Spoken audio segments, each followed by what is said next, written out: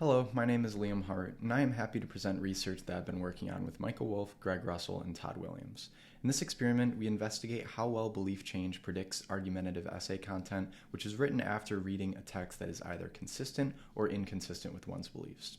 Argumentative discourse is used in education to foster learning and critical thinking skills, and is generally used to persuade for a position on some topic. So there are several factors that contribute to argumentative essay content, but I will focus on the two that are most relevant to this study. The first is the argument schema, which is knowledge about what components are included in an argument. And those components are a claim, reasons directly supporting that claim, counterarguments, and rebuttals to those counterarguments. Within the claim, there are slots for the theme, side, and predicate. The predicate can be thought of as the verb of the claim. An example on the theme of gun control would be effectiveness or policy change. And there's individual variation in students' argument schemas, which results in differences in which components are included in argumentative essays and the quality of those essays. Another factor that determines essay content is prior attitudes or beliefs, which may influence the selection of information that is included in an argumentative essay.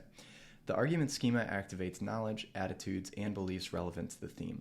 We work from the hypothesis that beliefs and attitudes are constructed from salient information that is available at the time of the report.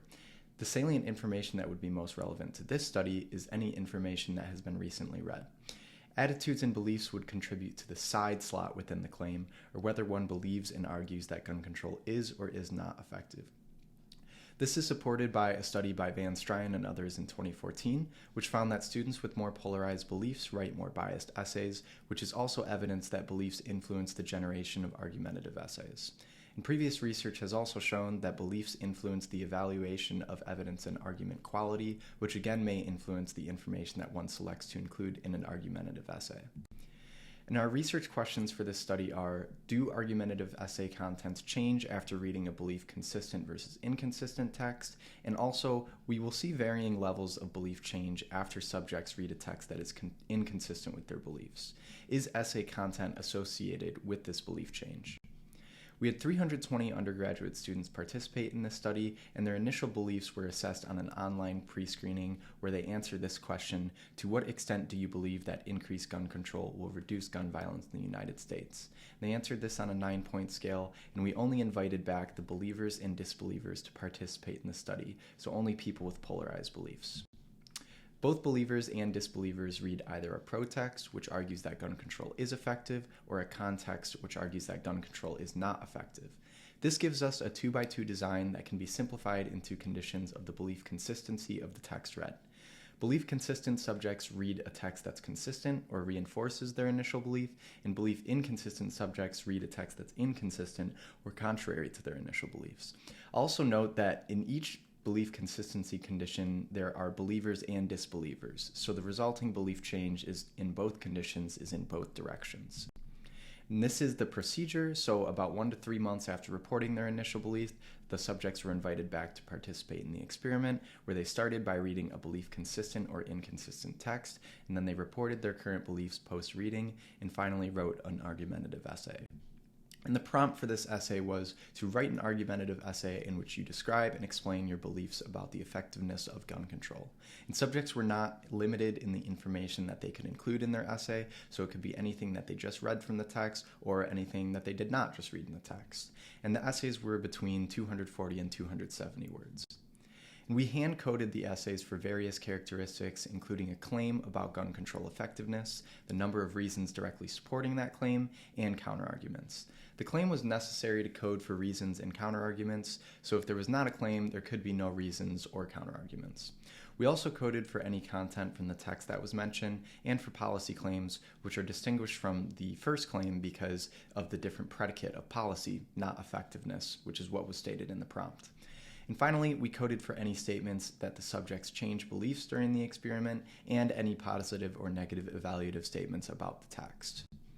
And we also recruited 680 subjects through Prolific to rate the essays holistically on these following qualities. The arguments in this essay claim that increased gun control will reduce gun violence, so getting at their beliefs. The author considers both sides of the issue. The claims made in the essays are supported by factual evidence. The claims made in this essay are supported by personal experiences, anecdotes, or stories. The author arrives at their conclusion based on emotion, and the author clearly articulates their position. So remember that we had two research questions, the first regarding the effects of reading a belief-consistent or inconsistent text on essay content, and I'll present that here first, and then after this I will present the relationships between essay content and belief change. So belief-consistent subjects wrote essays that included more claims, a higher number of reasons, and more text content.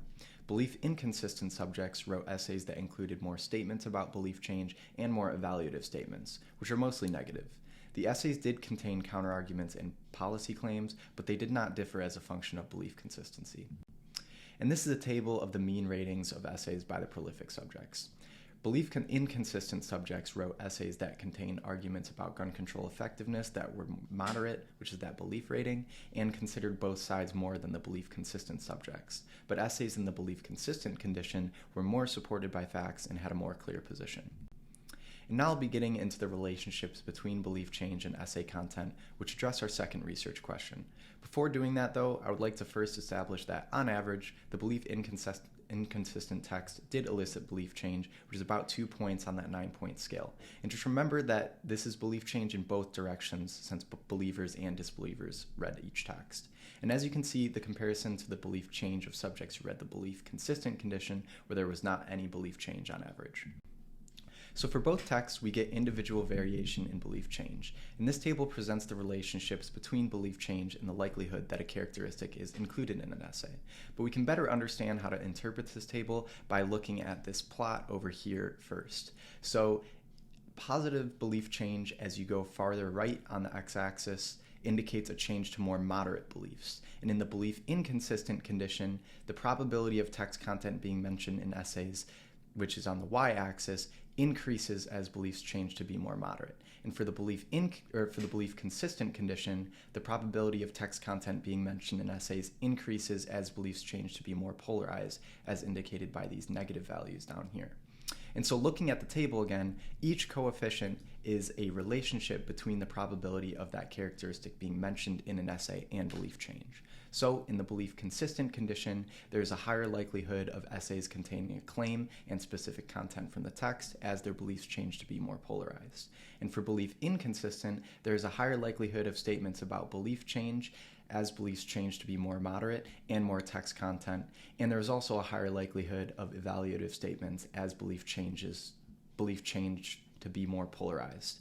And this last point makes sense since most of the evaluative statements in the belief inconsistent condition were negative, so these are probably students who were not persuaded by the text. And this table presents the relationships between belief change and essay ratings. Belief-consistent subjects wrote essays that were rated to contain arguments about gun control effectiveness that were more polarized, have considered both sides less, were more supported by facts, and had a more clear position as beliefs changed to be more polarized. And subjects who read a belief-inconsistent text wrote essays that were rated to contain arguments about gun control effectiveness that were more moderate, and to have made the conclusions of their essays less based on emotion as their beliefs changed to be more moderate. And so now I'll structure the discussion according to the components of the argument schema. So for the claim theme, this was the same for all essays, which was gun control. And for the side, the beliefs change reported by subjects was reflected in the side of the arguments made in their essays. And for the claim predicate, belief-consistent subjects were more likely to make a claim on gun control effectiveness, which is following the prompt, and were rated to more clearly articulate the position taken in their essay.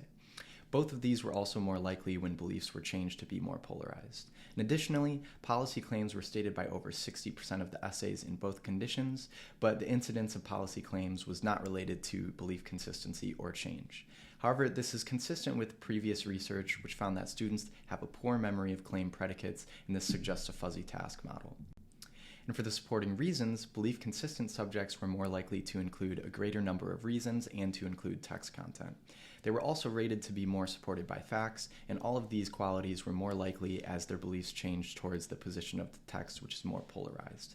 And so it appears that reading a belief-consistent text supplies more ammunition, no pun intended, for students' pre-existing arguments for gun control, whereas belief change after reading a belief-inconsistent text results in an essay that is less focused and has less support for a claim that directly addresses the prompt.